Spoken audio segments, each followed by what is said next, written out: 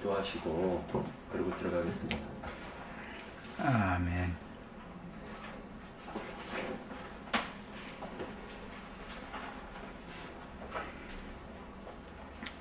오늘 나누는 부활이요 생명이신 주님에 대해서 우리가 더 깊이 알길 바랍니다. 영생은 유일하신 참 하나님이 누군지, 또 그의 보내신 자 예수 그리스도는 누구인지를 아는 것이 영생이라고 했습니다. 우리가 지식에까지 새롭게 되는 축복된 시간이 되도록 모임을 축복하시기를 주의 이름으로 기도합니다. 아멘. 하나님 아버지께서 죽은 자가 어떻게 다시 살아나며 어떠한 몸으로 오는지를 오늘 이 시간 공부할 때 주께서 함께하여 주셔서 이 말씀이 깨달아질 수 있도록 역사하시기를 원합니다. 아멘. 오늘 말씀 주제는 고린도전서 15장 35절에서 58절까지 같이 읽고 나누겠습니다. 누가 묻기를 죽은 자들이 어떻게 다시 살리냐 어떠한 몸으로 오느냐 하리니 어리석은 자여 너희가 뿌리는 씨가 죽지 않으면 살아나지 못하겠고 또 네가 뿌리는 것은 장래의 형체를 뿌리는 것이 아니요 다만 밀이나 다른 것의 알맹이 뿐이로되 하나님이 그 뜻대로 그에게 형체를 주시되 각 종자에게 그 형체를 주시느니라. 육체는 다 같은 육체가 아니니 하나는 사람의 육체요 하나는 짐승의 육체요 하나는 새의 육체요 하나는 물고기의 육체라. 하늘에 속한 형체도 있고 땅에 속한 형체도 있으나 하늘에 속한 것의 영광이 따로 있고 땅에 속한 것의 영광이 따로 있으니 해의 영광이 다르고 달의 영광이 다르며 별의 영광도 다르고 별과 별의 영광이 다르도다. 죽은 자의 부활도 그와 같으니 썩을 것으로 심고 썩지 아니할 것으로 다시 살며 욕된 것으로 심고 영광스러운 것으로 다시 살아나며 약한 것으로 심고 강한 것으로 다시 살아나며 육의 몸으로 심고 신령한 몸으로 다시 살아나나니 육의 몸이 있은즉 또 영의 몸도 있느니라. 기록된 바 첫사람 아담은 생명이 되었다함과 같이 마지막 아담은 살려주는 영이 되었나니 그러나 먼저는 신령한 사람이 아니요 육의 사람이요 그 다음에 신령한 사람이니라. 첫사람은 땅에서 났으니 흙에 속한 자이거니와 둘째 사람은 하늘에서 나셨느니라. 무릇 흙에 속한 자들은 저 흙에 속한 자와 같고 무릇 하늘에 속한 자들은 저 하늘에 속한 자와 같으니 우리가 흙에 속한 자의 형상을 입은 것 같이 또한 하늘에 속한 자의 형상을 입으리라. 형제들아 내가 이것을 말하노니 혈과 육은 하나님 나라를 영으로 받을 수 없고 썩지 아니할 것을 유업으로 받지 못하느니라. 보라 내가 너에게 비밀을 말하노니 우리가 다 잠잘 것이 아니요 마지막 나팔에 순식간에 호련히 다 변화하리니 나팔 소리가 나매 죽은 자들이 썩지 아니할 것으로 다시 살아나고 우리도 변화하리라. 이 썩을 것이 반드시 썩지 아니할 것을 입겠고 이 죽을 것이 죽지 아니함을 입으리로다. 이 썩을 것이 썩지 아니함을 입고 이 죽을 것이 죽지 아니함을 입을 때에는 사망을 삼키고 이기리라고 기록된 말씀이 이루어지리라. 사망아 너의 승리가 어디 있느냐? 사망아 네가 쏘는 것이 어디 있느냐? 사망이 쏘는 것은 죄요 죄의 권능은 율법이라. 우리 주 예수 그리스도로 말미암아 우리에게 승리를 주시는 하나님께 감사하노니 그러므로 내 사랑하는 형제들아 견실하며 흔들리지 말고 항상 주의 일에 더욱 힘쓰는 자들이 되라. 이는 너희 수고가 주 안에서 헛되지 않은 줄을 압니다. 아멘. 아멘. 35절에 보면은 사도 바울이 어떤 질문을 하는 사람들이 죽은 자들이 어떻게 다시 살아나며 라고 질문을 했고요. 어떠한 몸으로 오느냐라는 질문을 받고 거기에 대해서 이제 쓰시는 얘기를 하고 있습니다. 자, 죽은 자들이 어떻게 다시 살아나는가? 이 부분에 대해서는 말씀으로 하나님께서 우리 속에서 말씀이 깨달아지는 것, 여지껏 우리가 깨닫지 못했던 그 말씀 자체가 깨달아질 때 그 말씀 안에서 하나님께서 우리 속에서 이제는 부활되는 것을 볼 수가 있죠. 그런데 그것은 성경을 보면서 느끼는 것이 양면이라는 게 있어가지고 그러한 부분도 있지만 또한 다른 부분도 있다라는 것을 갖다 우리가 또한 볼 수가 있습니다. 제가 잠깐 이렇게 메모를 남겼었는데 느낀 점을 갖다 잠깐 기록을 해봤었습니다. 근데 이제 이 말씀이 뭐냐면 하나님의 말씀이 각 사람 마음속에서 깨우침이 없으면, 그래서 참 하나님을 발견하지 못하면 그는 죽은 자입니다 라는 메시지를 말하자면은 이렇게 메모를 남겼었는데요.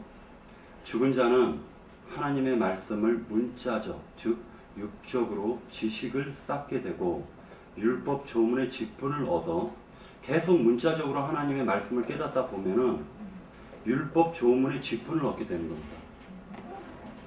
그리고 그 율법 조문의 직분을 얻게 되면은 계속적으로 그 문자적으로만 깨닫게 되다 보면 정죄하는 영을 받게 되는데요.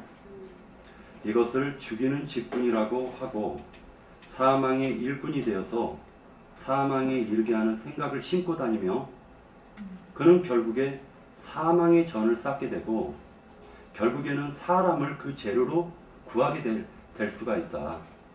그래서 그러한 자들을 갖다가 몰지각한 목자들이라고 성경에서는 표현하고 있는 것을 볼 수가 있습니다. 우리가 생각할 때 예수 그리스도께서 이 세상에 오셨을 때는 그분이 첫사람의 모양과 첫사람의 모습을 입고 오셔서 그가 우리 속에 다시 심겨지기 위해서 그가 죽으시고 장사되고 부활하셨는데, 그것이 각 심령 속에서 하나님을 믿는 깨달은 만큼, 믿어진 만큼 우리의 육적 자아가 죽어지고 반대로 시소처럼 영적인 자아는 점점 살아나는 것을 볼 수가 있습니다. 이것은 신앙생활을 할 때 있어서 날마다 우리가 하나님께 나아간다 하지만 실질적으로 말씀이 하나님께로 이끌지 않으면 우리는 결코 나아갈 수가 없다라는 걸 깨달을 수가 있습니다. 한 가지 또 그 성경에서 말씀하고 있는 부분이, 제가 이제 그런 생각을 많이 하게 됐었는데요. 이번 한 주간 창세기에서 하나님께서 아담에게 말씀하시기를 너희가 선악과를 따먹으면 정령 죽으리라고 말씀하셨는데, 그 말씀이 죽는다라고 표현하신 그 말씀은 하나님의 관점에서는 육이 죽고 영이 산다라는 영의 관점에서는 축복의 말씀이 될 수가 있겠죠. 육의 말씀으로는 저주로 들릴 수는 있지만 사실은 우리가 하나님께 나아갈 때 불신자건 아니면은 육신적으로 하나님을 믿는 자건 누구나 다 죽고 그 다음에 장사되어지고 부활을 해야 됩니다. 근데 한면에서는 사망으로 부활을 하는 것이고요. 한면에서는 말하자면 영으로, 둘째 아담으로 그렇게 부활이 되는 것을 고린도전서 사도 바울은 그것을 지금 말씀하시고 계시는 것 같습니다. 성경에서 깊게 다루고 있는 이 부활에 대해서는 우리가 항상 이제 생각해야 될 부분이 육의 사람하고 그 다음에 영의 사람을 갖다가 같이 견주어서 생각하지 않으면 안 됩니다. 왜냐하면 육의 사람이 살아났다라는 것은 영의 사람이 죽는 것을 의미하기 때문에, 이것은 또 영의 사람이 살아나는 것은 육의 사람이 죽는 것을 의미하기 때문에, 이것은 굉장히 우리 속에 말하자면 마귀의 형상도 있고, 그리고 하나님께서 우리의 양심으로 또한 영으로 임하셔서, 그리고 그분이 우리 속에서 혼을, 그리고 그분이 우리 안에서 또한 육을 다스려 나가시는 것을 지금 얘기하고 있기 때문에, 성경에서는 계속적으로 이 양면을 갖다가 보여주고 계시고 양날의 검이라고도 말씀하고 계십니다. 근데 세상에서는 한 면만을 지금 보고 있는 거죠. 한 면만을 보다 보니까 그들은 혼잡해질 수밖에 없는데, 영으로도 가지도 못하고 혼으로도, 그러니까 육으로도 가지도 못하는, 영이 없기 때문에, 살아나지 못했기 때문에 사실은 그들이 영이라고 얘기하는 것은 혼을 가리키고 있는 거죠.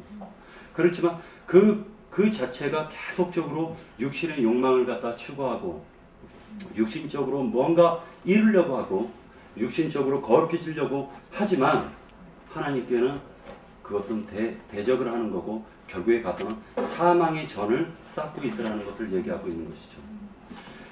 첫째 사람 아담이라는 사람은 굉장히 영적으로는, 하나님의 관점으로는 사람은 두 사람밖에 없는데, 그 두 사람은 바로 첫째 아담, 육에 속한 사람과 그 다음에 둘째 아담, 영에 속한 사람을 갖다 의미하기 때문에, 성경에서는 이 둘을 갖다가 다르게 지금 묘사를 하고 있지만, 사실은 우리 속에서는요, 첫째 아담도 있고 둘째 아담이 이제 그가 우리 안에 영으로 오셔서 우리를 깨워주셨고 살려주셨단 말이죠.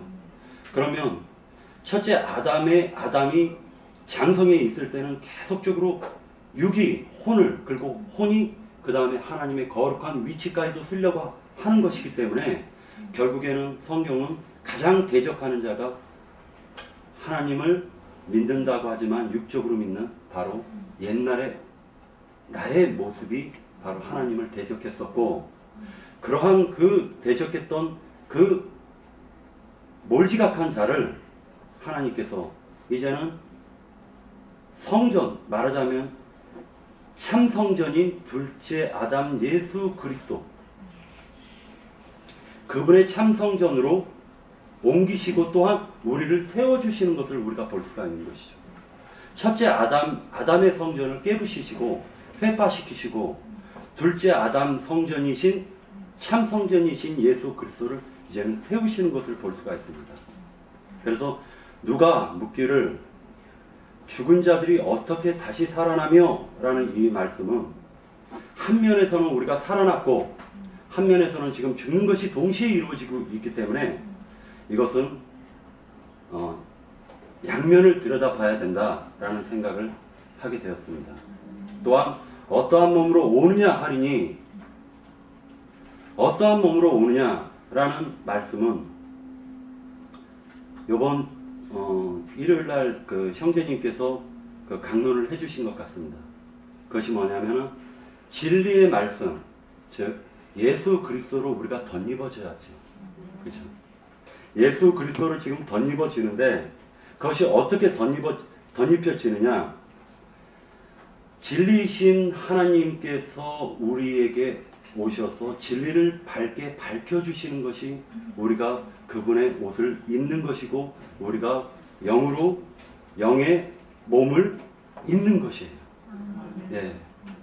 그렇기 때문에 어떠한 몸이냐라는 것은 최종적으로 예수님께서 우리에게 오셨던 신령체로 우리가 이제 다 모두 변화를 받게 되는데, 지금은 첫째 아담과 그리고 둘째 아담 예수 그리스도와 지금은 같이 살 수밖에 없는, 그리고 첫째 아담도 꼭 필요하기 때문에 우리가 육신 세계를 살아가고 있는 동안에는 첫째 아담은 가시와 같고 엉겅퀴와 같아서 계속 우리를 갖다 올가매게 돼 있지만, 그것이 바로 하나님께 나아갈 수 있는 길이 되기 때문에, 우리가 곁길로 빠질 때 첫째 아담을 이용해서 채찍으로 치시는 거예요.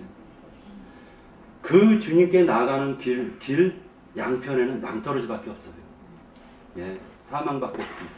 근데 첫째 아담이라는 그 가시와 엉겅길은요, 우리가 그 낭떠러지에 떨어지지 않도록 붙잡아주는 역할을 하는 것이기 때문에 우리가 하나님의 말씀을 깨달은 만큼 그 첫째 아담도 은혜가 되는 거예요. 그가 탁 일어나서 딱 치면 우리는 잠자다가도 딱 깨어나고 옆길로 새다가도 깨어나는 거죠. 예. 그렇기 때문에 그러면서 우리 자신이 그리스도의 신령체로 덧입혀지는 것을 말씀하고 있습니다. 여러 가지로 표현할 수가 있습니다.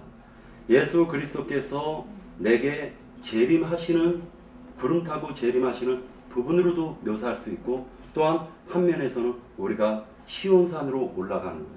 하늘의 장자들의 총회교회로 올라가고 있다라고 볼 수가 있는 것이죠. 그리고 하나님께서는 말씀 속에서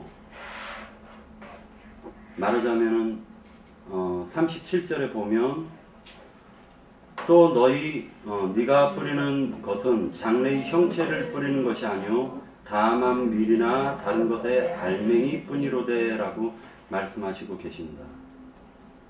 어렸을 때 제가 학교 갔다가 저는 원래 잘 공부를 많이 안 했는데요. 공부를 별로 하지를 않았습니다. 근데 이제 학교를 갔다가 오면서 비 오는 날이었었는데 어떤 털도 없는 어떤 이런 새끼가 딱 이렇게 땅바닥에 떨어져 있는 거예요. 그래가지고 그걸 갖다 불쌍해가지고 이제 주워 갖고 와서 어머님한테 보여드렸더니 어머님이 이 미친놈 쥐새끼를 갖고 오면 어떡하냐. 저도 깜짝 놀랐습니다. 이게 쥐새끼인지 고양이 새끼인지 전혀 나는 생각을 못하고 고양이 새끼인 줄 알았는데 쥐새끼를 갖고 와가지고 어머님한테 이걸 어떻게 키울까 어떻게 살릴까 하고 있었는데, 우리가 다 그런 것 같습니다. 이게 우리가 지금 현재는요, 어떻게 하나님께서 우리 심령세계 안에서 어떻게 심으시고 어떻게 역사하는지 우리는 사실 깨닫지 못하지만 하나님께서 지금 그 일을 하고 계시다라는 거죠. 그런 것과 같이 우리 자신이 지금은 하늘에 그냥 밀이 떨어져서 우리 속에서 역사하고 있습니다. 예수 그리스도께서. 그렇지만 우리가 어떠한 신령한 모습으로 어떠한 신령체로 나타나는 것은 이제 그 날이 우리 자신을 이제 완전하게 이제 보는 그날, 큰 유브라데강을 갖다가 건너는 그 날에는 그것이 분명하게 드러날 것입니다.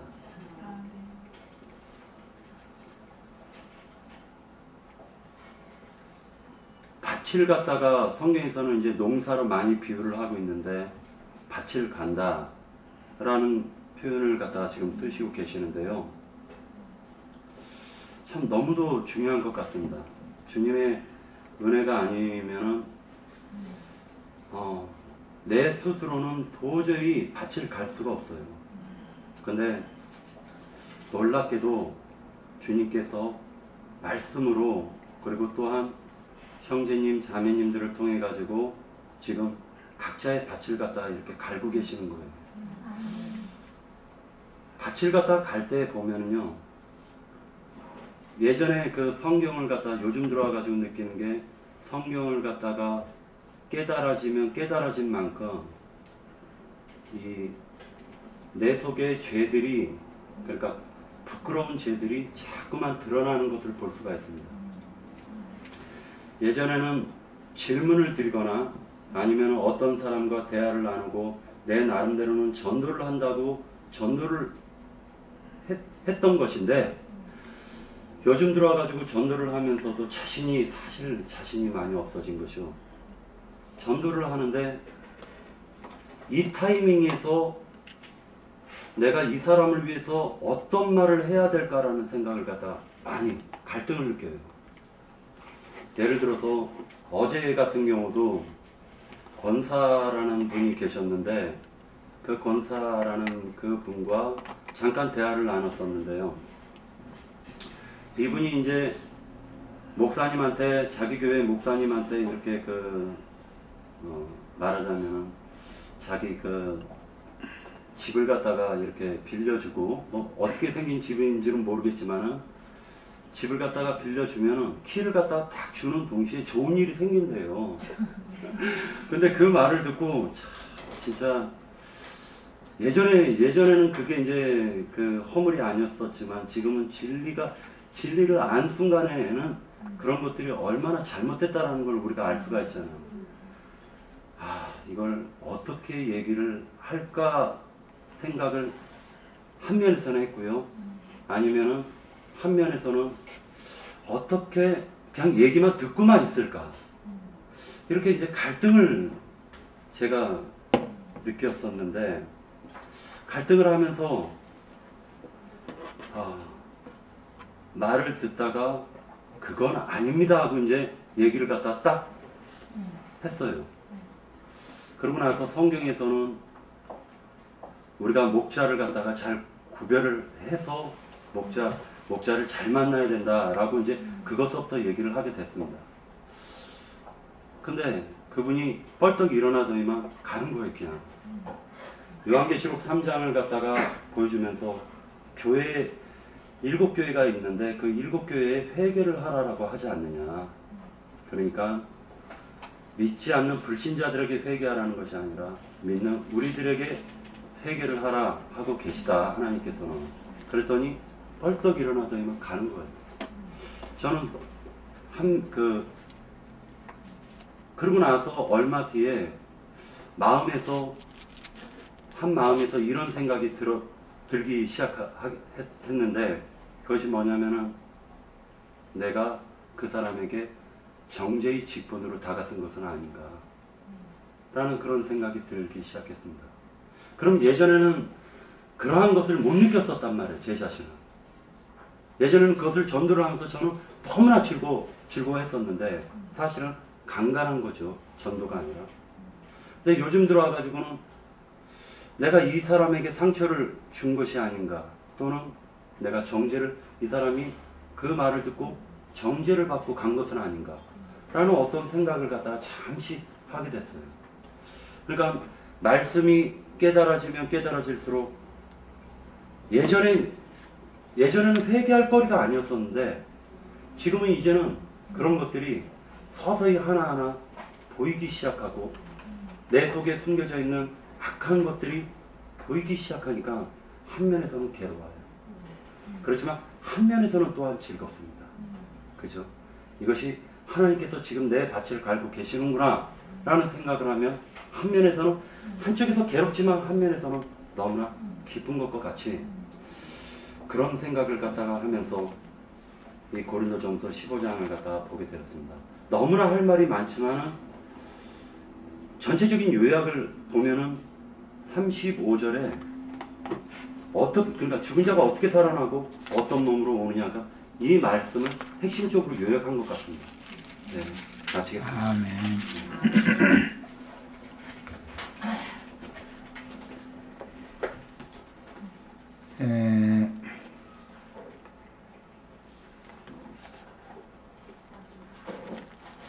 지금 부활에 관한 말씀을 나누게 됐는데, 기성교계 분들한테 이 부활이나 승천이나 이런 것을 대화를 나눈다는 게 좀 상당히 참 어렵죠. 왜냐하면 그분들의 개념에는 이 육신의 몸이 조상들과 함께 이제 묻힌 어떤 그 선산에서 이렇게 허공에서 뭐 나팔 소리가 들리면 벌떡벌떡 막 일어난다, 이제 이런 생각을 아주 그냥 견고하게 하고 있기 때문에 이 사람들한테 그 생각을 바꿔가지고 지식을 새롭게 뭐든 그 알고 있는 것을 다시 아셔야 되겠다고 이렇게 얘기하면 안 들으려고 그러죠. 아까 그 권사님 같은 경우처럼 나 같으면 물어봐 그거.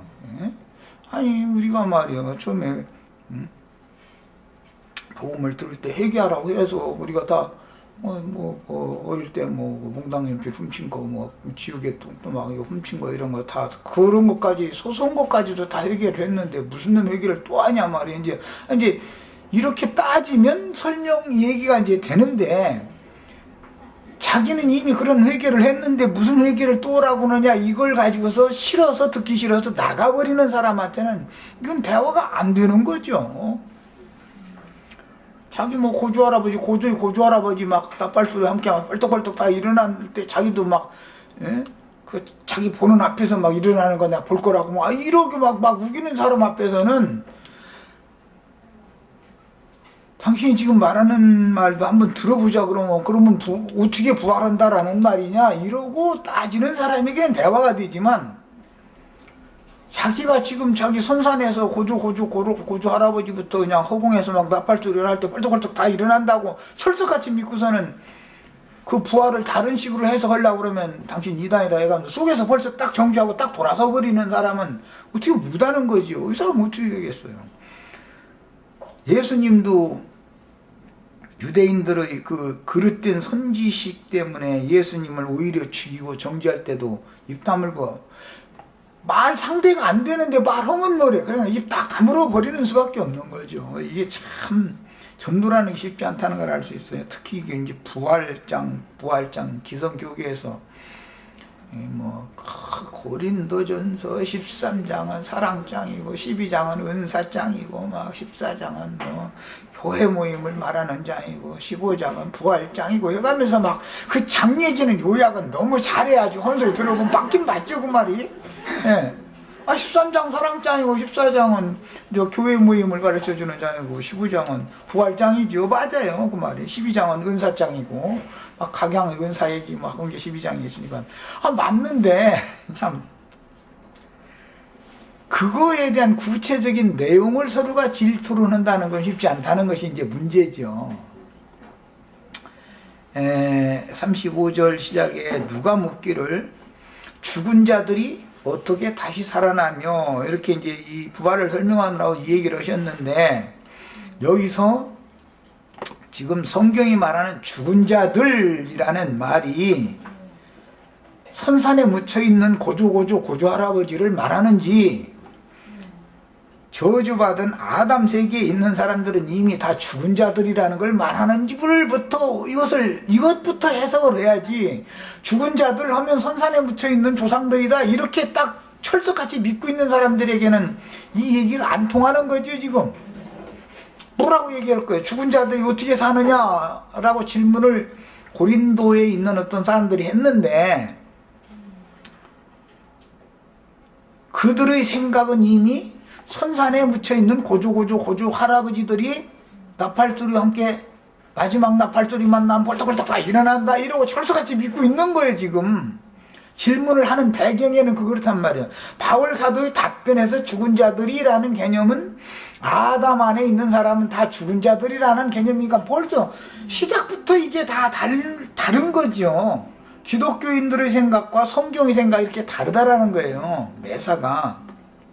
그럼 이제 어떻게 다시 살아나느냐라는 이 말은 질문을 한 고린도에 있는 똑똑하다 하는 사람, 이 어떤 사람들이라는 이 누가라는 것은 혹이 이제 이런 표현들은 그래도 나름대로 성경줄이나 읽은 사람들을 말하는 거지 성경을 모르는 사람들을 말하는 게 아니거든요. 이건 교회 중에 이런 질문이 오고 갔으니까. 어떻게 살아나느냐 할 때 바울 사도의 개념에는 영이 먼저 거듭나야 된다. 죽었던 영이 살아나는 것이 기본이다라는 것을 염두에 두어는 말이지만 이 사람들의 생각은 무덤에서 고조 할아버지가 일어난다라고 생각을 하는 바탕에다 두고 이런 질문을 하니까 대화가 처음부터 안 통하는 거예요. 이거는. 그리고 영적으로는 다 죽은 자다라는 것도 시작해서 진리와 생명의 성령으로 진리의 말씀으로 영이 먼저 죽었던 영이 살아나야 되는 것이다 라는 얘기를 하려고 보면 그 이단이더만 하고 이제 그게 무슨 부활이야. 저 고조 할아버지가 우리 선산에 지금 묻혀있는데 거기서 이렇게 벌떡 일어나야 부활이지 이러고서는 두 번 얘기할 필요가 없다는 거죠. 이거 이단이니까 지금 이러고 돌아서면 이 사람한테는 대화가 안 되는 거예요. 그냥 돌아서는 것으로 끝이 아니에요. 돌아서면 자기 스승들을 데리고 와서 맹렬히 달라붙어가지고 실문하고 따지는 거예요. 이제 당신 말이요. 부활을 부인한다며 이렇게 나오는 거죠. 그 사람들이 이제 스승들 보시고 뭐 스승들이 뭐라고 말해요. 당신은 부활도 없다고 한다며 다 이럴 거 아니에요. 그들이 말하는 부활이라는 건 선산에서 조상들이 일어나는 부활이고 그렇죠. 그 부활은 없지요. 이제 이렇게 나오면 그거 봐 그런 게 이단 아니요. 부활을 부인하잖아. 이렇게 나와버리니 대화가 되겠냐고. 이게 안 되죠. 성경이 말하는 죽은 자들이라는 개념은 첫 아담에 속한 사람, 이 사람들은 전부 다 죽은 자들이다 라는 데서 시작을 하는 거예요. 사람은 두 사람밖에 없어요. 성경에는 첫 아담과 마지막 아담, 첫 사람과 둘째 사람이라고 말하는 두 사람만 있는 거예요. 둘째 사람은 부활하신 예수님이고 첫 아담, 첫째 사람은 죽으신 예수님을 말한 거예요. 육신으로 오신 예수는 아담의 표상으로 오셨죠. 아담에게도는 흙에서 와서 흙으로 돌아가라 명령을 했으니까 예수가 사람으로 왔다는 말은 죽으러 왔다 그 말이죠. 모든 저주를 아담에게 내린 저주를 대신 홀로 다 짊어지고 죽으러 왔다 이거예요. 그러면 심판이 끝나는 거죠. 죽으면 육체가 죽으면 모든 심판 끝나는 거니까. 네. 아무리 큰 죄를 졌어도 사형시키면 그 죄값은 사형이라는 걸로 다 지불한 거잖아.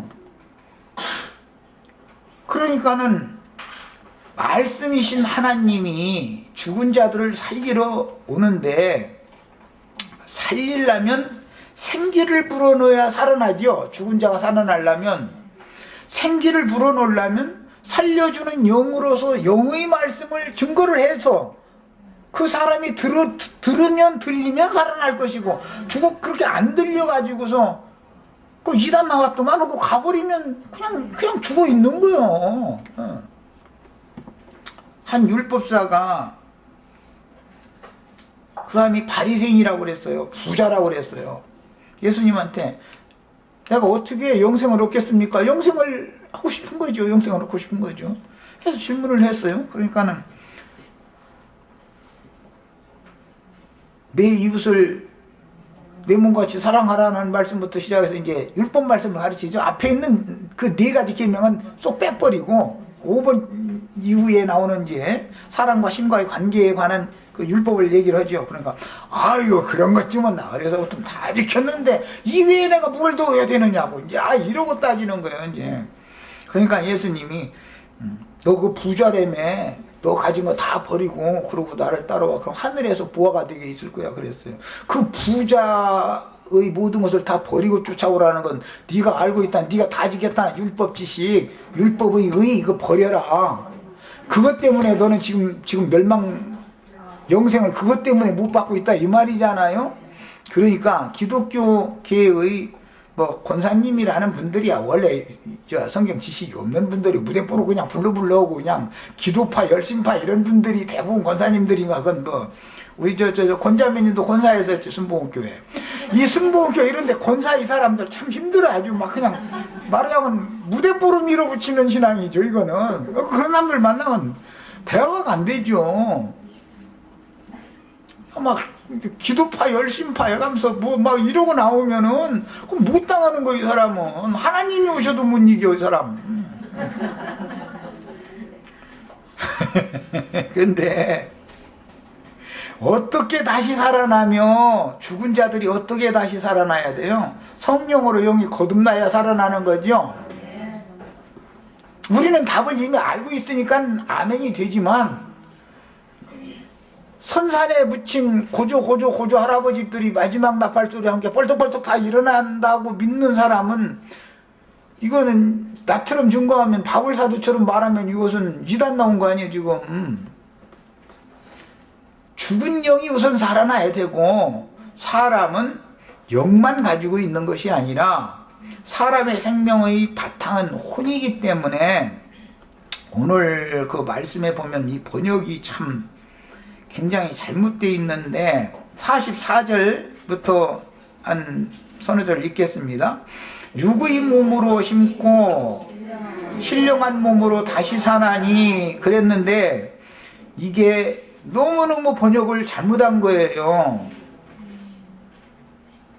성경에 그러면은 이 육의 몸으로 심보라는 이 사상이 조상이 죽어가지고 선산에 묻히면 다 생명이 부활되는 거예요?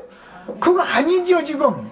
그런 개념을 가지고 기독교가 번역을 이 모양으로 해놓다 보니까 육의 몸으로 심고가 아니고 육신에 있는 혼을 심고 영에 있는 혼으로 다시 산다 이거예요. 이렇게 돼 있는 거예요. 원문은. 다시 번역합니다. 이게 저 킹제임스 번역, 알란타 번역 이런 번역본에 보면 뭐라고 되어 있냐면 육신에 있는 사람을 심고, 사람이라는 건 혼을 말하는 거예요. 로마서에 보면 육신에 있는 사람, 영에 있는 사람 얘기 나오죠. 로마서 8장에 나오잖아요. 육신에 있는 사람, 영에 있는 사람. 그 말씀을 여기 그대로 한 거예요. 육에 있는 혼을 심고, 즉 육신에 있는 사람은 심고 영에 있는 혼으로, 영에 있는 새 사람으로 다시 사는 거다 이거예요. 이게 정확한 성경 원어의 번역이에요. 그런데 여기다 대고 육의 몸으로 심고 그러니까 믿지도 않았는데 육신으로 이제 죽어. 그럼 육의 몸으로 심은 거예요. 그들의 개념에는 거듭나지도 않은 사람이 죽어도 육의 몸으로 심은 것이 되잖아요. 지금 이 번역을 한 사람들의 개념에는. 그러니까 선산 무덤에서 그냥 나팔 소리만 나면 뻘떡뻘떡 일어나는 거예요. 지금 그래서 그러는 거예요. 사상이 거기에서 기인되는 거예요. 근원적으로. 육의 몸으로 심는 게 아니라 육신에 있는 혼을 심고 영에 있는 혼으로 다시 사나니예요. 이렇게 중요한 거예요. 이 번역의 차이라는 것이. 이것은 영적 인식, 개념이 너무너무 다른 개념이다 이거는. 사람이라는 말은 혼생명을 말하는 거예요. 예, 구약성경은 네페시라고 그러는데 신약성경에서는 soul이라고 그래요. 영어로. 그런데 이것은 혼생명 사람이란 말이에요. 사람 자신, 자아라고도 그래요. 자아, 자기 이렇게도 해요. 그래서 육신에 있는 혼으로 심고 영에 있는 혼으로 다시 사나니 그랬더니 여기다 대고 몸으로 다시 사나니 라고 자꾸 이렇게 번역을, 육의 몸으로 심고 신령한 몸으로 산다 이렇게 해놔 버리니까 이 육의 몸이 무덤에서 또 뻘떡뻘떡 일어난다 이런 개념이 되어버린 거죠 지금. 실제 살아나는 건 뭐예요? 육신에 있는 혼이 씨로 심어지고 영에 있는 혼으로 다시 살아나는, 혼이 살아나는 걸 성경에서는 말하는 거예요 지금. 이런 육의 몸이 죽느냐 사느냐 지금 이걸 말하는 게 아니에요. 육의 몸이 안 죽는 사람 어디가 있어? 짐승도 죽고 사람도 죽고 육의 몸은 다 똑같이 한번 가면 흙에서 왔으니 흙으로 돌아가는 건데, 이거는 번역을 어떻게 한다라는 것은 그 번역자들과 그 번역자의 사상을 가르침 받는 사람들의 신앙이 그렇다는 것을 말하는 거예요. 육신에 있는 혼으로 심고 영에 있는 혼으로 다시 살아나는 거예요. 이 번역을 다 고쳐놓으세요. 몸이라고 번역한 건 전부 혼이에요. 혼. 육신에 있는 혼이냐 영에 있는 혼이냐. 육신에 있는 혼, 육적 자아로는 죽고 영적 자아가 다시 산다 이 말이에요. 지금 성경이 말하는 의도는 이거예요. 그러니까 이 한 번역 하나만 정확하게 해놔도 믿지도 않고 거듭나지도 않은 조상들이 나팔소리와 함께 무덤에서 뻘떡뻘떡 일어난 일은 없다라고 당연히 믿겠죠. 그래야만 혈과이군 하나님이 나라를 유보로 받지 못한다라는 말이 해석이 자연히 되는 거예요. 이제 아시겠죠? 뭔 얘기를 강조하는지. 예. 자, 육의 몸이 있은즉 그랬는데 이것도 육신에 있는 혼이 있기 때문에 영에 있는 혼도 있는 거다 이런 말이에요. 여기를 전부 육의 몸이냐 신령한 몸이냐 이렇게만 번역을 해놓다 보니까 성경이 말하는 의도가 잘못되어져 버렸다. 자, 이제 그럼 다시 이제 35절 근원으로 다시 갑니다. 누가 묻기를 죽은 자들이 어떻게 다시 살아나며, 그러면 먼저는 성령으로 영이 살리심을 받는 거예요. 살리는 것은 영이에요. 육의 몸을 살리고 죽이고 하는데 성경이 말하고자 하는 의도가 있는 게 아니에요. 성경이라는 거는 육신의 몸을 죽고 사는데 목적을 두는 게 아니라고요. 성경이라는 것은 성령으로 사람의 영이 먼저 살아나야 돼요. 궁극적으로 살아나는 것은 혼까지 살아나는 것이다 이 말이에요 지금. 자, 그러면 성령이 처음에 오셔서 살려놓는 것은 영이고, 그 다음에 성령은 한 번만 오면 끝나는 거예요. 내가 일생 끝날 때까지 계속 강림을 계속 하셔야 되는 거예요. 여기에서 기독교계의 모든 것이 다 틀어져 버리는 거예요 지금. 시작이 잘못되기 때문에. 성령 강림이라는 것은, 파르시아라는 것은 충만한 임재라는 뜻으로서 하나님의 신이 계속해서 임재하시는 거예요. 이것을 저 아래에 가서 54절에 썩을 것이 썩지 아니함을 뭐라고 돼 있어요? 입고 그랬어요. 영이 거듭나면 속옷을 입는 거지요. 그 후로 겉옷을 계속 입혀야지요.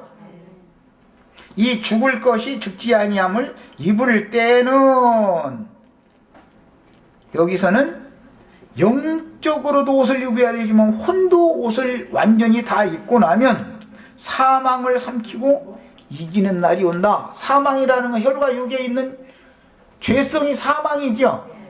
육신의 생각이라는 것은 혈과 육에 있는 생각이잖아요. 육신의 생각은 사망이요. 그래? 야, 이것을 사망을 삼키고 이기리라 라는 말은 더 이상은 영적으로도 속옷을 입고 혼도 위로부터 오는 처소로 빛의 갑옷으로 신령체로, 뭐 시편 45편 같은 데는 왕의 옷으로, 혼인하는 처녀의 경우 같으면 신부의 옷으로 덧입혀지면은 신령체가 입어진 것이다 이 말이에요. 그것은 영이 속옷을 입고 위에다가 겉옷을 덧입는 것으로 상징하기 때문에 덧입는다 그래요. 이 말씀에서 고린도 후서 5장에 보면 우리는 위로부터 오는, 다만 죽는 것을 원하는 게 아니고 위로부터 오는 처소로 덧입혀진 다음에 죽는 걸 원한다 이제 이러죠. 야, 성경이 말하고자 하는 의도 충분히 아셨죠? 영이 거듭나고 혼까지도 신령체로 덧입혀지면, 영과 혼이 신령체로 덧입혀진 것은 육신의 몸을 깨고 나타날 때는 변형되는 것이죠. 오늘 말씀에는 52절 읽겠습니다. 나팔 소리가 남에, 51절부터 읽어야 되겠다. 보라, 내가 너희에게 비밀을 말하노니 우리가 다 잠잘 것이 아니요. 믿는 사람들은 죽어도 잔다고 그러죠.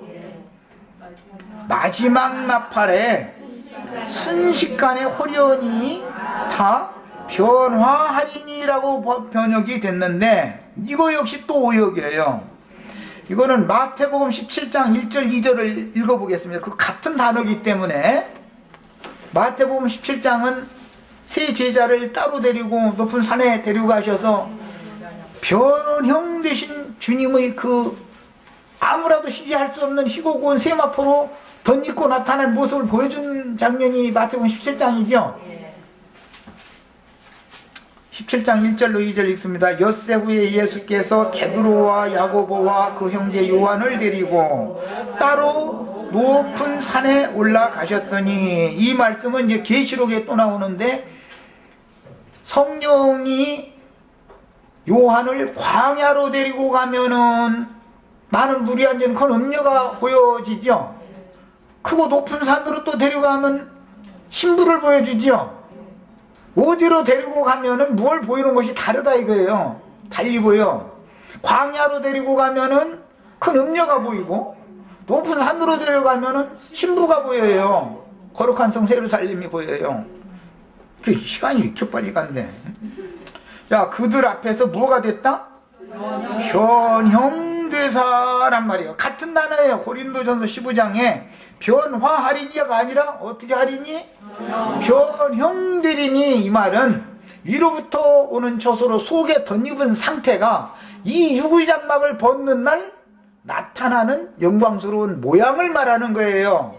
변형된 상태가 나타나는 거예요. 그러면 변형된 상태는 뭐냐? 그 얼굴이 해같이 빛나며 옷이 빛과 같이 휘어졌다 이랬어요. 이것을 빛의 갑옷으로 덧입어라 이렇게 표현을 해요. 신약서신서에서는. 예. 그래서 이제 골로새서 3장 1절에서 4절 사이를 읽겠습니다. 요 부활장은 그야말로 부활장은 다음 시간 한 번 더 하겠습니다. 오늘 시간이 다 가버려가지고 골로새서 3장 1절로 4절을 같이 읽습니다. 그러므로 너희가 그리스도와 함께 다시 살리심을 받았으면 위의 것을 찾아라. 여기 위라는 말은 위로부터 거듭난다. 나는 위로부터 와서 위에 있는 인자다 이렇게 할 때 그 위, 하늘을 말하는 거예요. 여기 높은 처소 하나님 자신이에요. 거기는 그리스도께서 하나님 우편에 앉아 계시느니라. 위의 것을 생각하고 땅의 것을 생각하지 말라. 이는 너희가 죽었고 땅에서 난 자가 죽는 것이지요. 이거는 위로부터 난 자는 죽음이 없는 거예요. 너희 생명이 그리스도와 함께 하나님 안에 감추어졌음이라. 이 생명은 거듭난 생명이죠. 육체 속에 있는 생명, 죄가 거하고 있는 육체 속에 있는 생명이라는 것은 그리스도와 함께 하나님 안에 감춰진 게 아니잖아요. 마귀 안에 감춰져 있는 거지. 이제 이것은 사망이 쏘는 것은 죄의 권능은 율법이라. 이제 이 말씀 설명할 때 이게 이제 그건 다음 시간에 좀 더 이제 수상하게 할 거예요. 우리 생명이신 그리스도께서 나타나실 때에 그랬는데 임하시는 것과 나타나는 건 다르죠.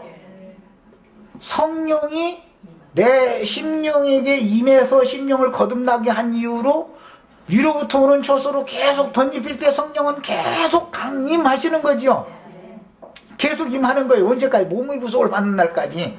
혼이 완전히 신부옷으로 단장되어질 때까지 계속 임하는 거예요. 그러다가 임하신 그 성령이 그 그리스도께서 나와 함께 영광 중에 나타난다. 이게 나타나. 너희도 그와 함께 영광 중에 나타나리라. 이때는 변형된다고 그러는 것이지 변화된다고 하는 것이 아니에요. 계속 처음에 성령이 심령에 먼저 임하여 영을 살린 후에 혼을 살리기 위해서, 혼의 구원을 이루기 위해서 계속해서 임하실 때는 변화된다. 너의 생각이 변화받아라. 이렇게. 그건 그때는 변화예요. 그때는. 그렇지만 나타날 때는 변형되는 것이지 변화되는 게 아니에요. 이 성경 번역을 잘못한다라는 것이 이렇게 중요한 거예요. 요 두 가지를 지적했어요. 44절에 육신에 있는 혼으로 심고 영에 있는 혼으로 다시 산다. 그 다음에 너희가 마지막 나팔에 순식간에 호련히 다 변형되리니. 변형이에요. 변화가 아니고. 변화는 위로부터 오는 초소로 덧입어가는 것은 변화되는 거지요. 너희 생각이 변화를 받아. 그렇게 할 때는 그건 변화예요. 영은 거듭나는 거고 혼은 변화되는 거예요. 모두가 다 성령이 계속해서 성령이신 그리스도께서 강림하셔서 위로부터는 저수로 계속 덧입는 거예요. 속옷을 입힌 다음에 겉옷을 계속해서 지어서 입히는 거예요.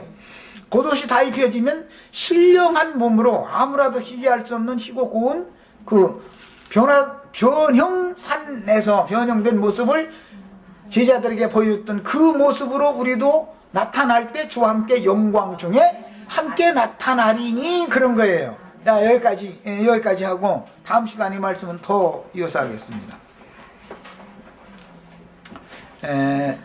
부활의